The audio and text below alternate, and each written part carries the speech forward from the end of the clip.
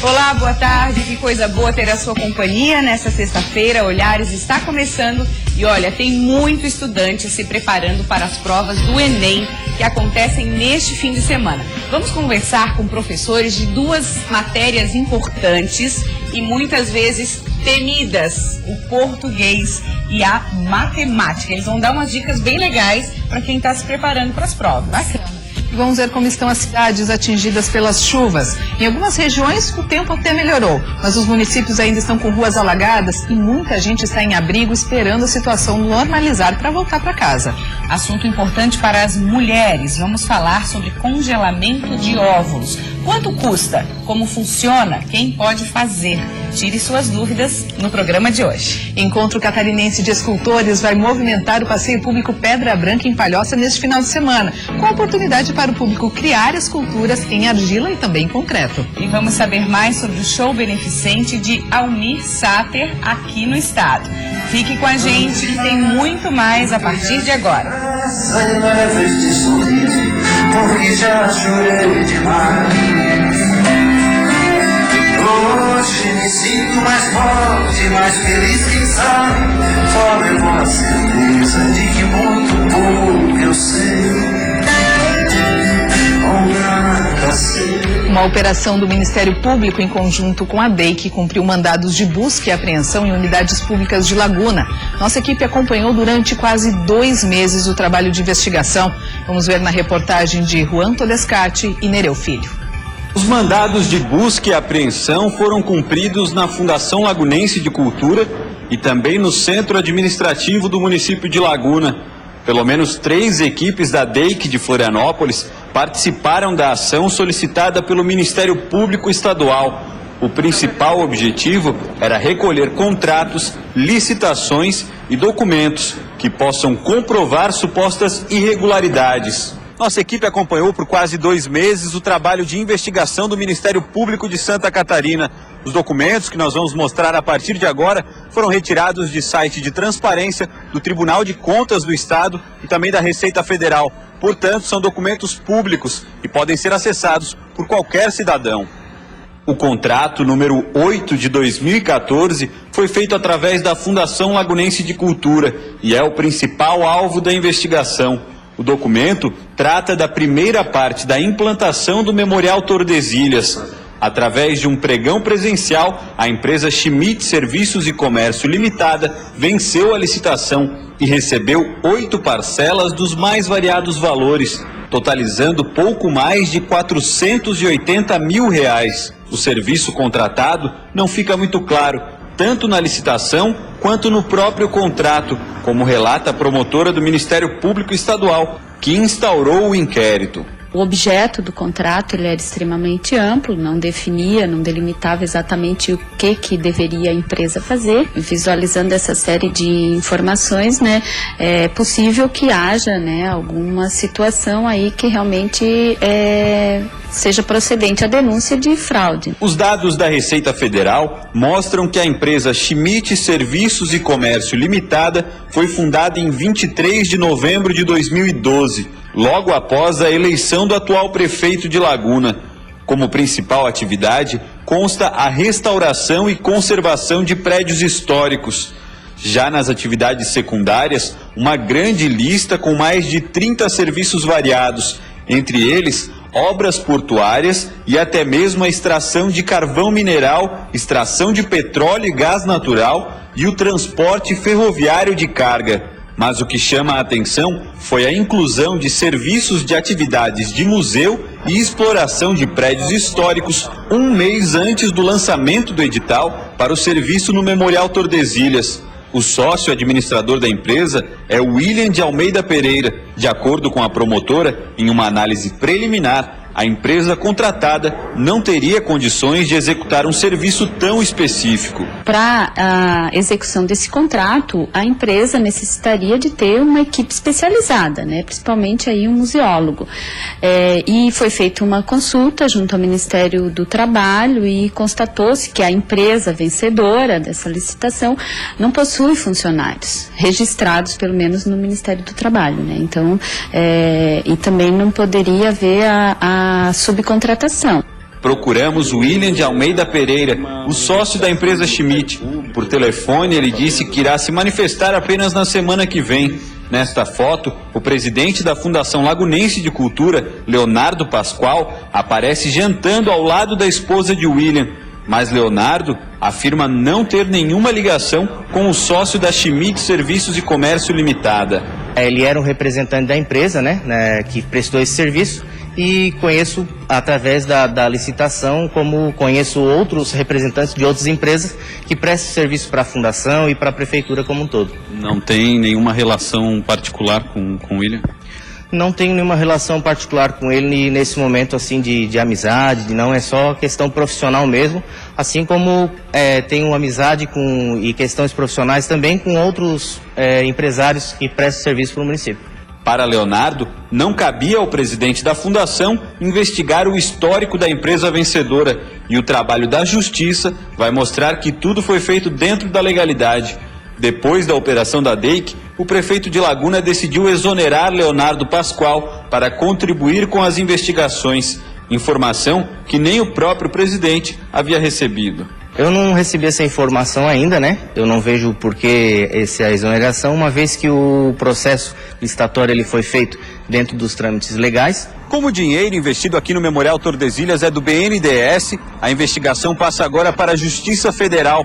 Durante 5 anos, foram quase 2 milhões de reais investidos, mas o local nunca abriu as portas. E agora, a Fundação Lagunense de Cultura aguarda por mais verbas federais para adquirir outros equipamentos, para, enfim, o local começar a funcionar. E em São José, uma organização sem fins lucrativos está de olho na política do município e cobrando e agindo contra o combate à corrupção. Há 4 anos, o Observatório Social de São José fiscaliza os serviços públicos e a gestão municipal. A ideia é analisar contratos, leis e licitações, por exemplo, e dar maior transparência ao que a Prefeitura e o Legislativo planejam fazer com o dinheiro arrecadado através dos impostos. Muitos cidadãos não sabem que podem fiscalizar, muitas vezes por desconhecimento. Eu era um cidadão que não participava da gestão pública, não fiscalizava porque não sabia. Então, a partir do momento que eu conheci o Observatório há 4 anos, eu verifiquei que era uma ferramenta com potencial enorme e me engajei como voluntário. Sem vínculo partidário e se mantendo de doações, o grupo já apontou irregularidades nos mais diversos setores, desde valores excessivos suspeitos até ilegalidades como o acúmulo de cargos entre servidores. Todas as denúncias foram levadas aos órgãos competentes. O gestor público sabe que o observatório vai além se essas medidas não forem implementadas, mas não ocorrendo, o observatório então ele busca o poder público constituído, o Tribunal de Contas e o Ministério Público. Nos últimos 2 anos, a equipe já conseguiu a suspensão de 7 contratos licitatórios e gerou uma economia aos cofres públicos estimada em 37 milhões de reais. Desde que iniciou suas atividades, o Observatório Social vem identificando um aumento no número de participações. É também a sociedade que reclama seus direitos e indica quais itens investigar. No Brasil, são cerca de 100 entidades semelhantes. Aqui em Santa Catarina, 16 cidades possuem observatórios sociais. Mulheres que por algum motivo quiserem ou tiverem que adiar a maternidade têm como alternativa o congelamento de óvulos. A gente recebe a especialista em reprodução humana, a doutora Cazuê Arada Ribeiro. Um prazer tê-la aqui, tudo bem? Tudo bem, muito obrigada. E a Ângela também, que vai participar da entrevista junto com o Bernardo e com a Laura, 2 fofos. O Bernardo já está se olhando lá na televisão, né, Bernardo? Eu disse que você ia aparecer lá, ó lá. Dá um tchauzinho, ó lá. Doutora Cazuê, quando a gente fala em congelamento de óvulos, é uma técnica cada vez mais utilizada, principalmente nesses casos das mulheres que têm outras prioridades de vida e querem ter uma gravidez numa idade mais avançada, lá por volta dos 40, 42, falando de gravidez, né? É verdade. A técnica do congelamento de óvulos ela se tornou bastante, digamos assim, animadora nos últimos anos, nos últimos 5, 6 anos. Porque congelar óvulos sempre foi um grande desafio para a medicina, porque o óvulo é uma estrutura muito difícil de ser congelada. É a maior célula que a gente tem no corpo humano. Então, com isso, agora uma técnica nova, ela dá resultados tão maravilhosos que está se tornando uma coisa bastante corriqueira. Nós estamos recebendo muitas pacientes já que estão se alertando, principalmente com relação à idade, para que façam o congelamento antes que deixe para ter filhos assim com uma idade mais avançada, onde começam as dificuldades grandes, além dos problemas que naturalmente o bebê e a mãe também podem ter com uma gravidez mais avançada. Existe um percentual de sucesso desse procedimento? Bem, o problema do congelamento é assim, a gente sabe que congelar óvulos é uma técnica já de sucesso. Nós conseguimos recuperar os óvulos depois do congelamento, eu preciso descongelá-los para utilizá-los. Então, nesse descongelamento, anteriormente o sucesso era 30%, 50%. Hoje em dia nós temos 95% de sucesso. Nossa. E os resultados são bastante semelhantes aos resultados que nós obtemos com óvulos naturais, óvulos não congelados. A retirada desses óvulos é um processo simples? Para se fazer o congelamento, a mulher tem que passar por uma etapa, como se faz numa fertilização in vitro. Ela recebe medicamentos hormonais para que a gente consiga retirar mais de um óvulo. A gente tenta trabalhar com 5, 10 óvulos, se possível, 8, 10, 15 óvulos. Então ela recebe medicamentos, nós acompanhamos através de exames de ultrassom para saber o momento ideal da retirada desses óvulos. A retirada é muito simples, é feita ou com uma sedação ou com uma anestesia local, leva aproximadamente 10 minutos, nós utilizamos uma agulha, mas direcionada por um aparelho de ultrassom que vai nos mostrando o local de retirada, e esses óvulos então são encaminhados para o laboratório, são classificados e nós procedemos no congelamento. Durante quanto tempo esses óvulos podem ficar congelados? Tem uma média ou depende de cada caso? Não, sendo óvulos de boa qualidade, em princípio eles podem ser congelados por muitos e muitos anos. A gente gostaria que, dentro do possível, que a mulher utilizasse nos seus 3, 6 anos após. Mas, em tese, não há um tempo específico de duração dos óvulos congelados. Até que idade que é indicado fazer essa retirada para congelamento da mulher? Bem, hoje em dia quase todas as mulheres, felizmente, já sabem que a idade é vamos dizer assim, é o vilão da história na vida reprodutiva da mulher. Então, quando ultrapassa os 35 anos, o ovário da mulher, ele sofre uma alteração assim já muito grande em termos de quantidade e qualidade de óvulos. Então, de preferência, a mulher deve congelar, se possível, até os 35 anos. Até os 35. Vamos ouvir a história da Ângela. Como é que surgiu a questão, a ideia, do congelamento de óvulos para você?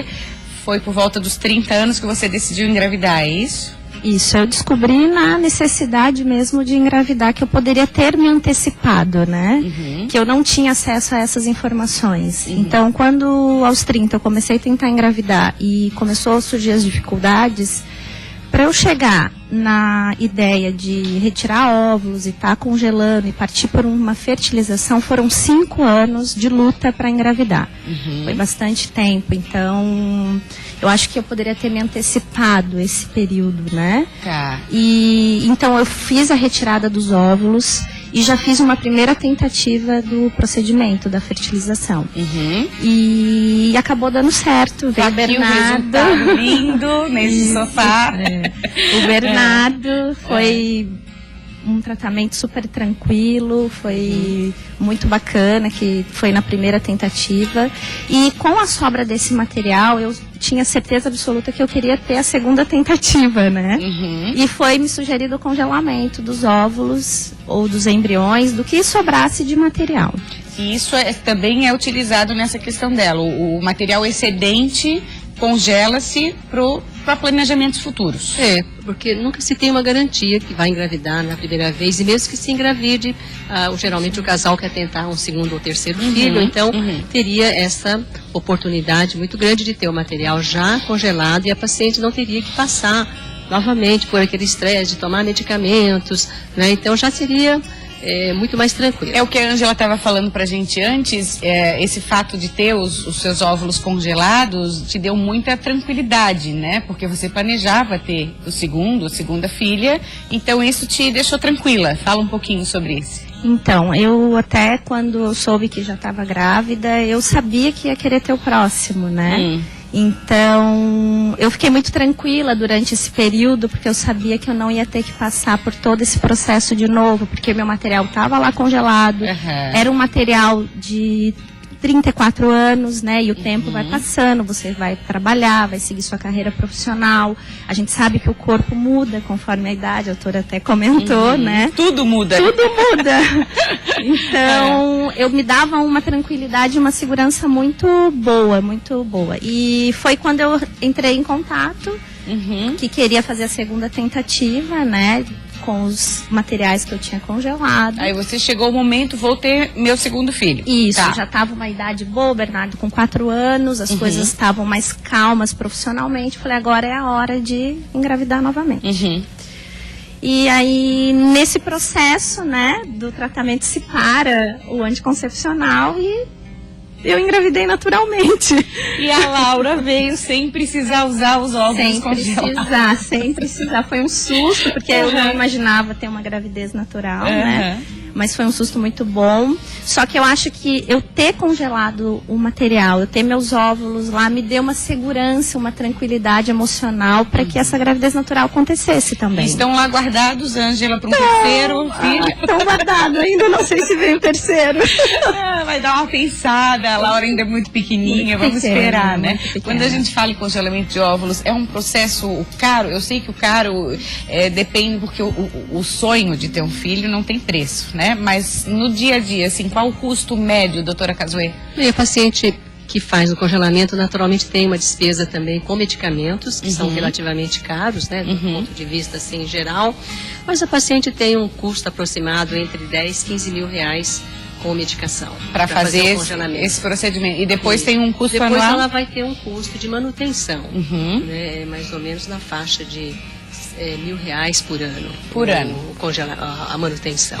Tá, ok. Quero agradecer muito a presença de vocês, doutora Cazuê, Bernardo, Laura e Ângela. Ficaram lindos na TV, ele todo assim juntinho da irmã, uma fofa, né, Bernardo? Ali. Sim. Você ajuda a cuidar da Laura? Sim. Ah, então tá bom, tá certo. Obrigada, tá, gente? Tudo de bom. Olha, no próximo bloco vamos ter as dicas de professores para as provas do Enem, que vão desafiar estudantes neste final de semana. Vamos pedir para eles, inclusive, opiniões sobre os possíveis temas da redação.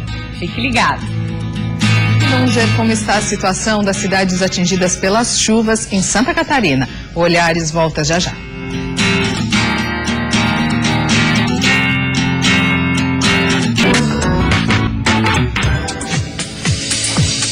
Começou ontem, segue até amanhã o Encontro Catarinense de Escultores em Palhoça. Estamos recebendo o artista idealizador e coordenador do evento, Jorge Schroeder, e também o escultor Marcos Avancini. É um prazer tê-los aqui no Olhares, tudo bem? Tudo bem. Boa tarde, boa tarde. O prazer é nosso de estarmos aqui podendo participar do teu programa.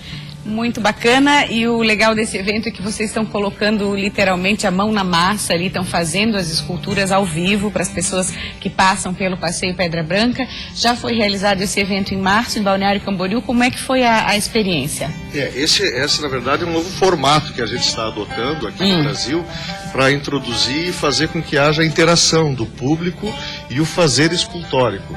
Até porque normalmente os escultores estão reclusos em seus ateliês e dificilmente as pessoas entendem como que a obra surge, como ela nasce, como ela se desenvolve. Acaba vendo o produto final. O produto final. E não tem noção da real dificuldade ou até mesmo da facilidade que o escultor tem para poder produzir a sua obra. Então esses eventos têm uma finalidade de aproximar o público do fazer escultórico e principalmente na reunião de alguns profissionais que trazem informações diferentes e trazem também técnicas distintas para a realização das obras. Acaba sendo um intercâmbio entre eles e aprende-se com eles, e o público também tem essa chance de perceber essa realização da obra. É uma integração, uma troca em vários Completa. segmentos. Até porque a gente abre o evento também para que o público participe na realização de pequenos formatos de esculturas. Então vão escolares, vão crianças, até mesmo aprendizes que realizam obras de pequeno formato. Em que tipo de material as pessoas estão fazendo esculturas? Os escultores profissionais, que são em número de 6, todos eles catarinenses, com reconhecimento nacional, estão trabalhando com o mármore Camboriú. Os demais, os aprendizes e as crianças, estão trabalhando com argila e concreto celular. Tá, até porque mármore é para quem entende do negócio. Trabalhamos com ferramentas, né? A gente está vendo algumas peças. Fala um pouquinho pra gente, Jorge e Marcos, vocês podem falar o que está...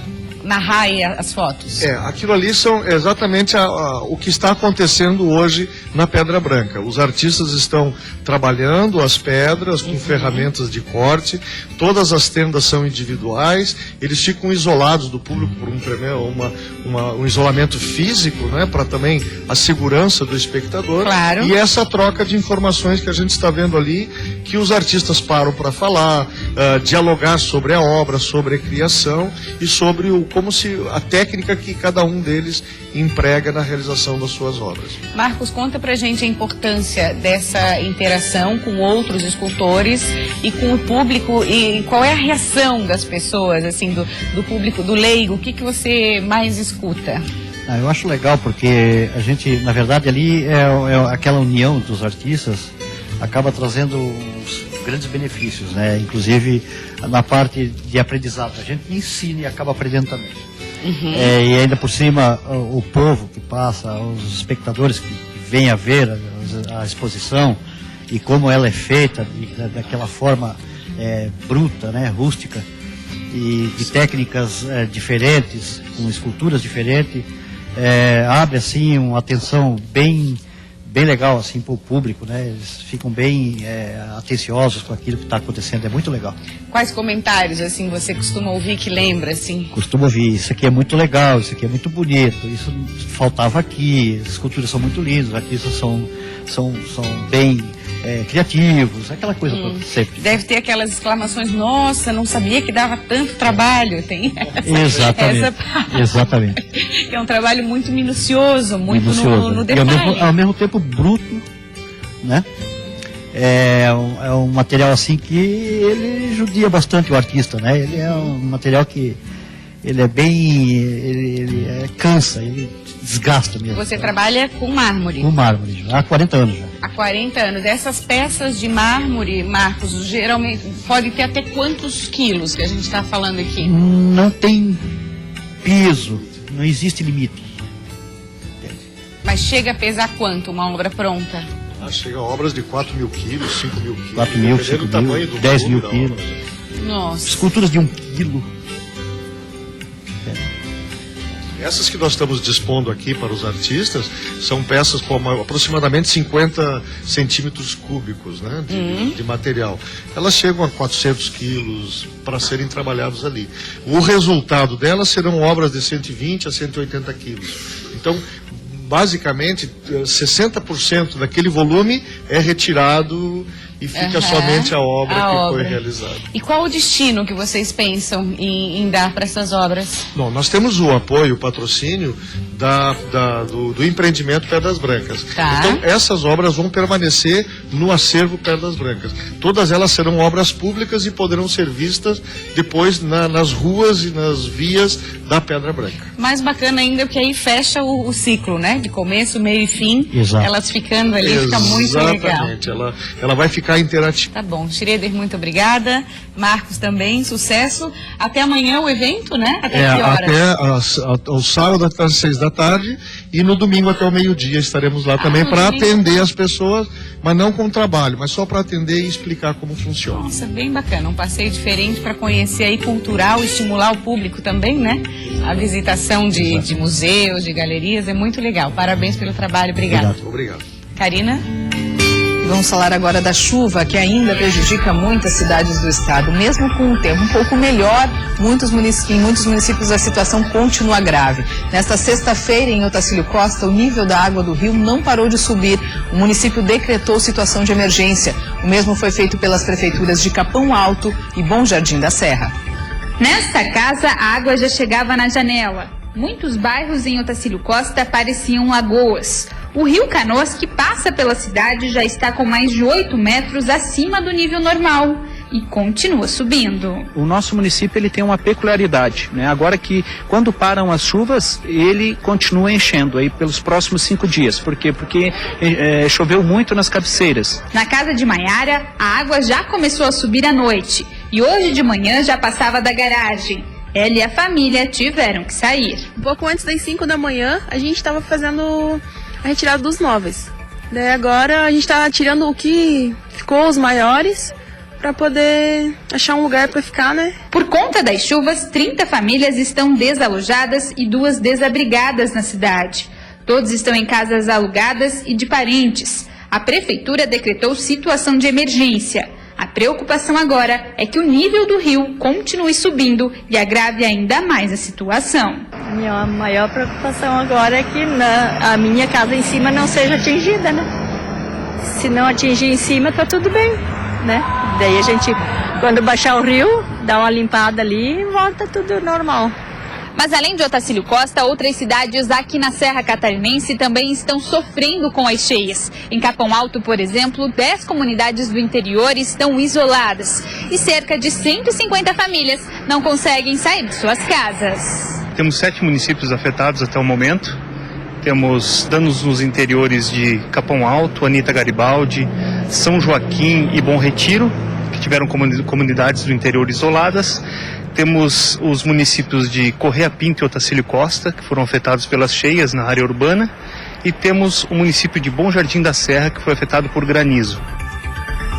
Chapecó, no oeste do estado, também decretou situação de emergência por causa dos estragos causados pela queda de granizo. Os prejuízos na cidade passam de R$1 milhão. Não há registro de pessoas desabrigadas ou desalojadas, mas diversos imóveis públicos foram atingidos. 2.216 residências foram prejudicadas em 26 bairros. Mais de 10 mil pessoas tiveram algum tipo de dano após o temporal. O Corpo de Bombeiros já distribuiu quase 126 mil metros quadrados de lonas para os moradores. A Secretaria de Desenvolvimento Rural e Meio Ambiente está contabilizando prejuízos na agricultura e providenciando sementes de milho para replantio para auxiliar produtores atingidos. Os centros de referência em assistência social estão prestando atendimento às famílias atingidas conforme a necessidade. 14 escolas municipais foram atingidas com estragos e a orientação é que os pais entrem em contato com as unidades de ensino e avaliem a necessidade de encaminhar os filhos para a escola. Várias unidades já retomaram as aulas hoje. E a situação continua complicada também no Vale do Itajaí, no litoral norte. Muitas pessoas ainda estão em abrigos e residências permanecem alagadas. É preciso também ter uma atenção especial na hora de pegar a estrada. Diversos pontos estão bloqueados. Para quem precisar viajar, é importante se informar antes como estão as condições de tráfego. Depois de dias com chuvas intermináveis e elevação do nível do rio Itajaí-Açu, finalmente no início da manhã desta sexta-feira, o rio se manteve em 10 metros e 71 centímetros. Ainda é cedo para que as famílias dos 22 bairros atingidos voltem para suas residências. As barragens de Itaió e Ituporanga continuam vertendo água, mas a esperança consola as mais de 700 pessoas que ocupam os 13 abrigos montados em Rio do Sul. As famílias precisam de tudo, desde alimento até roupas e materiais de limpeza. Essa moradora está há 15 dias fora de casa. Faz mais de 15 dias, né, que a gente tá aqui. Então você nem chegou a voltar para casa nessa semana? Não cheguei a voltar para casa. O trânsito segue interditado em alguns acessos ao município. Na BR-470, no sentido Rio do Sul, Agronômica, Trombudo Central e Cidades à Frente. Na SC-350, entre Rio do Sul e Aurora, em direção à BR-282 para Florianópolis. Acesso de Rio do Sul pela Avenida Ivo Silveira, no bairro Cantagalo. Acesso a Rio do Sul pela Rua Dom Pedro II, em Canoas. Entrada de Rio do Sul apenas pelo acesso do Fundo de Canoas, passando pelo elevado deputado José Tomé em mão dupla na alça de acesso ao Jardim América. Já Itajaí voltou ao estado de atenção, mas a Defesa Civil não descarta problemas pontuais de alagamentos, principalmente nos picos de maré alta. O nível de 39 ruas com registro de alagamentos está reduzindo aos poucos. Deixamos tudo, não tinha como sair, só roupa do corpo. Não tinha como mudar para nada, mas é melhor, pelo menos salvamos nossa vida. O importante é isso. Uma série de fatores que contribuem para o levantamento dos dados aqui por parte da Defesa Civil e no momento oportuno, caso haja alguma emergência, a Defesa Civil vai comunicar com antecedência à população de Itajaí. Tá certo, a gente segue acompanhando, né? E neste final de semana acontece em todo o país a prova do Enem. Mais de 7 milhões de estudantes devem responder aí 180 questões de múltipla escolha e ainda fazer uma redação. É bastante coisa. Em Santa Catarina são mais de 62 mil alunos. Para encarar essa prova é preciso muita preparação e, claro, concentração. Jean tem 17 anos e faz parte desta turma que está com os estudos focados no Exame Nacional do Ensino Médio. De longe dá para perceber que os alunos estão ao mesmo tempo agitados e ansiosos para a prova. É muito importante você fazer questões do Enem, se preparar para o tipo de prova que é o Enem, porque é um tipo de prova completamente diferente das universidades federal e do estadual que crescem no estado. Então essa preparação já vinda no passado é muito importante. Leonardo também está nesta fase. No ano passado, ele já participou do Enem. Eu acho que o estudo em sala de aula é fundamental, prestar bastante atenção na aula.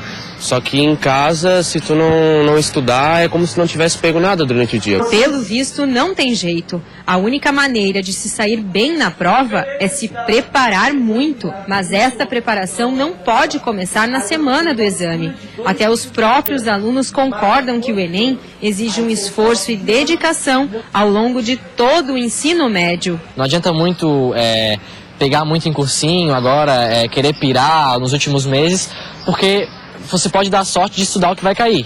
Só que o mais importante é focar os 3 anos do ensino médio e vai ter o resultado no final do ano, que é o exame que a gente vai fazer no final de semana agora. Tem que ter toda a rotina de estudo em casa. Eu estudo pelo menos 2 horas por dia, sim. Este professor lembra que o mais difícil é manter o foco de concentração ao longo de toda a prova. São muitas questões extensas e que exigem do aluno raciocínio lógico. A pessoa nesse momento ela deve ficar bem focada em ler direitinho a questão e anotando os dados. Ela tem em média 3 minutos por questão. Então vai anotando os dados enquanto vai lendo, vai sublinhando aquilo que considera mais importante para a resolução da questão.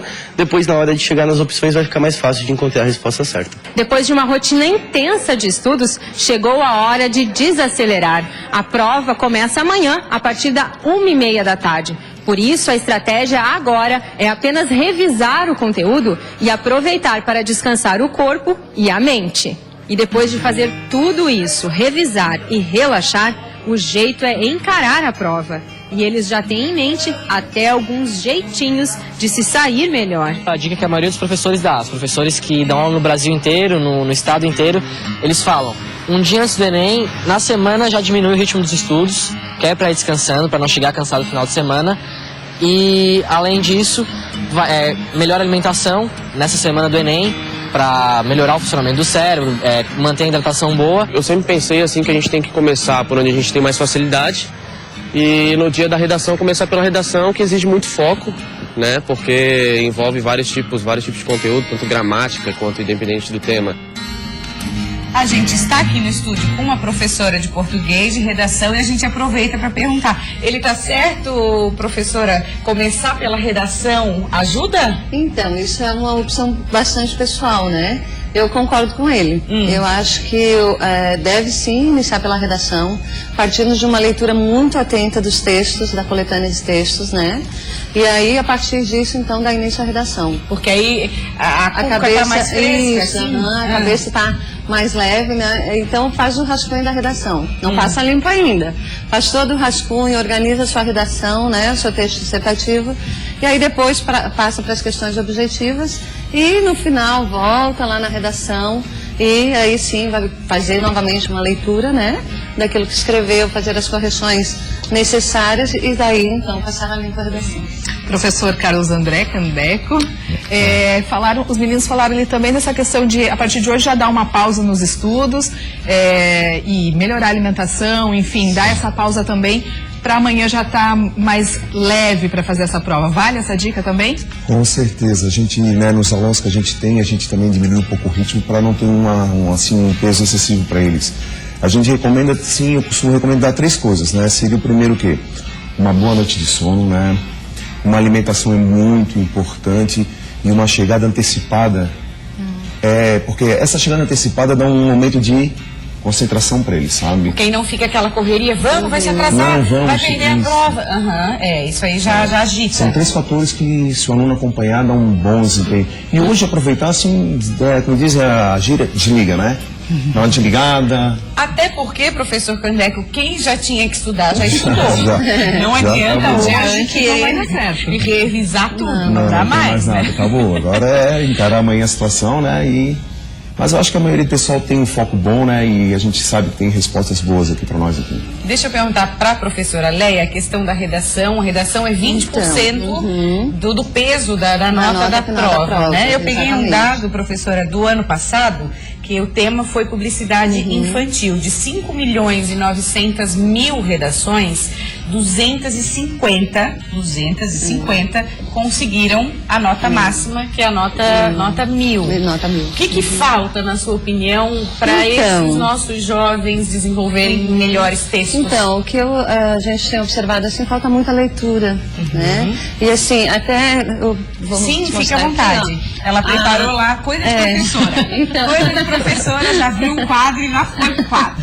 Então, até porque a avaliação do Enem, ela tem os critérios de competências e habilidades. Os candidatos são avaliados dentro dessas competências e habilidades, né? Então, partindo do princípio, para a redação, em especial a redação, que é o que tira o sono da maioria dos candidatos, né? Então, o domínio da norma padrão. Isso é fundamental, né? O domínio da língua portuguesa escrita. E aqui tomar bastante cuidado, já dando como dicas, né? Tomar bastante cuidado pelo vício das redes sociais, né? Aqui é um texto dissertativo, argumentativo, é língua padrão, nada de abreviaturas, de coisas de internet, de Facebook e aí por diante. É bom lembrar que você vale tem o VC, né? Não pode ser o VC, né? Então, tomar bastante cuidado, porque essa é a primeira competência, o domínio da norma padrão da língua portuguesa escrita, né? Depois a questão da compreensão da proposta. E é aqui que existe bastante falha, porque precisa sim dessa leitura muito atenta da coletânea. Porque antes de começar a produzir o teu texto, você tem que entender o que é a proposta, né? O que o texto quer.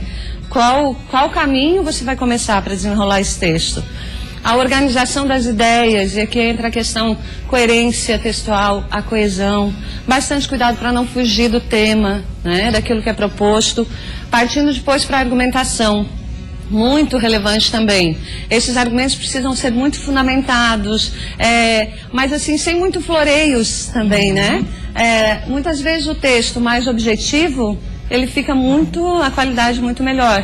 Então, muito cuidado na argumentação com o uso do sentido conotativo, o uso das figuras de linguagem. Então, ficar bastante atento. Essa argumentação ela tem que ser muito fundamentada, muito fortalecida. E, por fim, o que mais pega também, a questão da proposta de intervenção. A proposta de intervenção é o fechamento do texto dissertativo argumentativo, né? E é aqui que o candidato, que os nossos alunos, eles precisam apresentar uma proposta para solucionar o problema que foi levantado anteriormente. E essa proposta de intervenção, bastante cuidado, assim, para não ferir os direitos humanos, né? As questões de direitos humanos. E ela tem que ser algo palpável, não pode ser uma proposta mirabolante que não vai se concretizar, né? Então fecha com uma sugestão. Isso, a proposta de intervenção. É a sugestão, a sugestão de solução para o problema apresentado anteriormente, né? E professora Leia, pode voltar aqui, por favor? Já adoramos sua aula. Obrigada. Quando a gente fala em redação, a gente sempre arrisca uns temas, né? O que a gente pode falar sobre isso para esse ano? São muitas as possibilidades, né? É bem difícil se você dar um palpite, porque temos tantas coisas aí, questão hídrica no Brasil, hoje, e um tema que eu li bastante a respeito e, sabe, é meu palpite forte, a questão da terceira idade. Com o aumento da perspectiva de idade dos brasileiros, né? Como que nós vamos cuidar dessa terceira idade? Então, também tem aí um ponto alto, um assunto forte que pode vir à tona, entre tantos outros, né? Mas, assim, bastante concentração e sucesso na certa, né? Professor, matemática, a gente consegue dar algumas dicas? Tem muita gente que teme muito a matemática. Ele me disse que são mais de 40 fórmulas e o Enem não fornece o Enem não fórmulas. fornece. E para decorar todas essas fórmulas, É que existe professor. matemática e física que abrange essa situação. Então, o problema de hoje é assim, eles têm que ter uma ciência das fórmulas, né? Não são dadas as fórmulas. Então, eles têm que estar atualizando desde o que mais acontece que cai? Cai a parte da geometria, que cai a geometria plana e a geometria espacial, basicamente baseada em fórmulas, né? Nós temos também a parte dos problemas que já envolvem probabilidade. Nós temos também a parte de porcentagem, que cai muita porcentagem. Cai também muito gráficos para interpretação. Análise mesmo, assim? Análise. E uma coisa bem assim sucinta, já que as duas matérias estão aqui, né? Hoje a português está muito vinculada à matemática na questão do Enem, né? Porque precisa de muita interpretação. A característica das provas do Enem é justamente essa. Bastante leitura, bastante interpretação, foco, né? E cuidado com as pegadinhas, as perguntas, que sempre o final é que dá o que ele está pedindo, né? Ler várias vezes ajuda, né? Porque hoje a gente sabe que essa geração tem essa ansiedade de textos rápidos, né? Microblogs, é tudo mais sucinto. Então, ler até entender mesmo, assim, né? Tem que ler. Até se apropriar o máximo possível daquilo que a questão está pedindo, né? E começar pelas mais fáceis, começar pelas mais difíceis. Eu acho que tem que começar pelas mais fáceis, né? As mais fáceis, porque eu acho que até na resolução dessas questões o aluno vai pegando uma autoconfiança, deixando ele mais tranquilo. Ele começa a resolver, desenvolver, vai conseguindo chegar aos resultados. Eu já consegui, Sim, aí vai tá. dando uma tranquilidade. Então ele tem que primeiro pegar a prova e selecionar as questões fáceis e fazer. Que ali também, porque muito aluno não consegue terminar a prova e as questões fáceis estão no final, ele perde ponto. Ah, com certeza. Aí chuta. Então deixa de acertar uma questão, porque o tempo não foi hábil, né? Como já foi falado, é 3 minutos para cada questão. Hoje você deu um aulão de manhã, como é que tá o emocional dos alunos? O pessoal tá bem assim, né? Alguns com o sistema nervoso alterado, né? A gente recomenda calma, tranquilidade, né? Mas a gente vê que eles têm esse interesse, sabe? Eles estão preocupados com a situação. Na verdade, a gente nota que o Enem está se tornando uma coisa mais valorizada. Levada mais a sério, Entendi. Levada mais a sério. Entendi. Vocês também ficam tensos?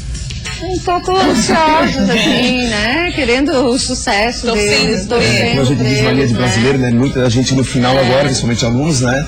Aí sai correndo atrás de muitas coisas que foi passando durante o ano, né? Em busca de fórmulas, de questões que não entendeu.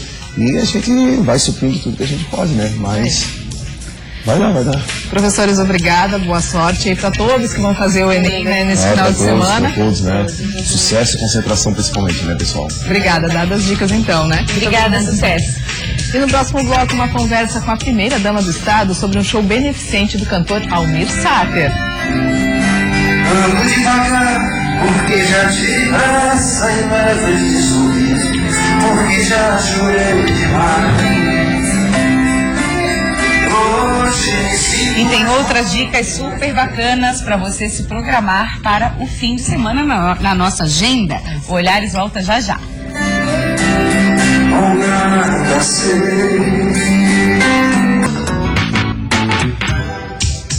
Estamos de volta, 1h55 e o final de semana reserva muitas opções para você aproveitar. Confira algumas das atrações na nossa agenda.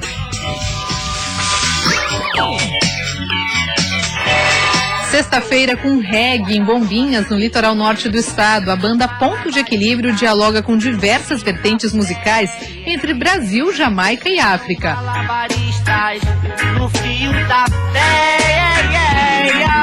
Já em Tubarão, o fim de semana começa ao som de Lucas Luco. O cantor, que mistura diferentes ritmos nas suas canções, promete animar o público. Esse arrocha é pra você que achou que eu tava aqui sofrendo. Vai vendo. E o cantor Thiago Mateus, que aos 22 anos já figura na lista dos compositores que mais arrecadam direitos autorais no Brasil, vem a Florianópolis cantar seus sucessos. Seu último clipe já tem mais de 6 milhões de visualizações. Você não sabe o que aconteceu. O que foi? Meu Deus, o cabecinha de E esse é o último final de semana para aproveitar a Oktoberfest em Blumenau. Na programação, apresentações culturais, muita música típica, competições de shopping metro e comida alemã. A festa acontece no Parque Vila Germânica.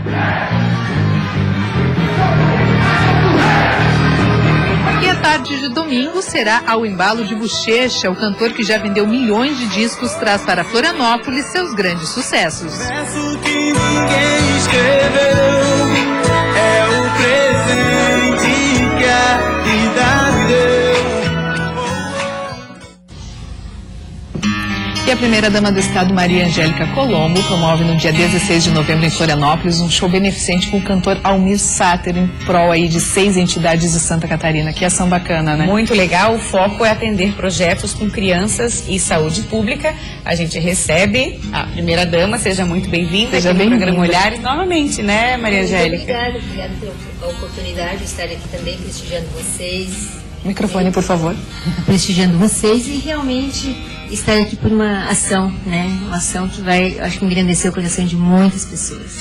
Essas entidades que vão ser beneficiadas, 6 entidades, são de onde essas entidades e quais são o trabalho que elas prestam para a comunidade? Bom, nós temos, a gente vai fazer o show para 6 entidades, são 4 aqui de Florianópolis, que eu vou até citar, é o Educandário de Santa Catarina, Palhoça, São José, o Instituto Cairós, Assistência Social São Luís, agora eu lembro. Há 2 hospitais, né, que é o de Monte Carlo e um hospital de Laje Nossa Senhora dos Prazeres. Bacana. É importante falar que o artista, o cantor, né, o Almir, abriu mão do cachê, da bilheteria. Acho que a boa ação já começa com ele que vai estar no palco. Realmente. Ele é um gesto muito bonito dele mesmo, de abrir mão. Ele abriu mão do cachê, ele abriu mão de toda a bilheteria, então todos os recursos vão realmente para as entidades. Ele é muito querido aqui pelos catarinenses, os shows que sempre são um sucesso, né?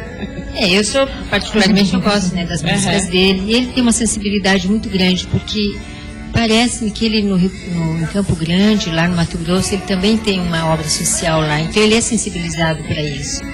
Então ele realmente, quando a gente conversou com ele, faz uns 2 anos que eu estou pedindo para ele, então eu achei assim que chegou o momento de ele vir prestigiar, porque ele fala assim, eu devo muito a Santa Catarina, porque Santa Catarina é um público que sempre me acolhe, então eu trabalho muito em Santa Catarina, então foi a maneira de ele resgatar e poder agradecer com esse gesto.